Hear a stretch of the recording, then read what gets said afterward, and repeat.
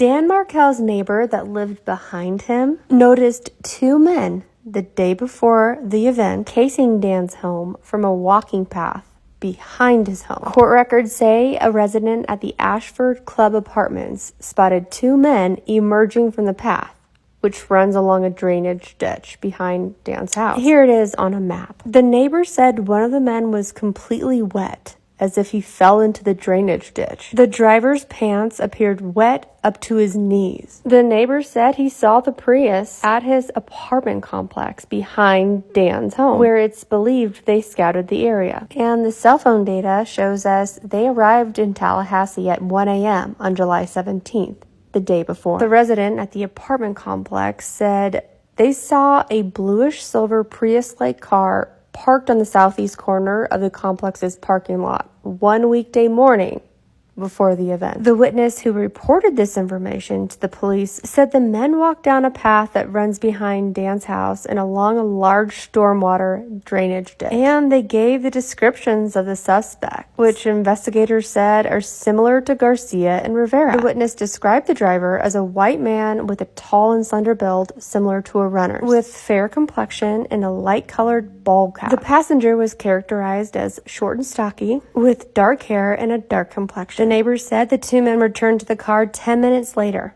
and the passenger was carrying an unknown object in his hand and was completely wet, as if he fell into the drainage ditch. The chief of the Tallahassee Police Department said the incident certainly gives the inference that they were out there ahead of time scouting the area. Why the hell haven't we heard about this? I'm sitting here listening to Tato's trial. And of course, picking up even more information. I can't stop. But I'm going back because I want to hear Kappelman say, yo, were you casing his house the day before? Did you fall into a drainage ditch? Why were you wet like the money you were paying? Does Kappelman ask him any of these questions? No. But what I did find odd was this. What about here in Tallahassee?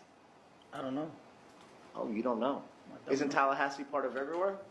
Yeah, but I don't associate people in Tallahassee. Never been in Tallahassee in my life.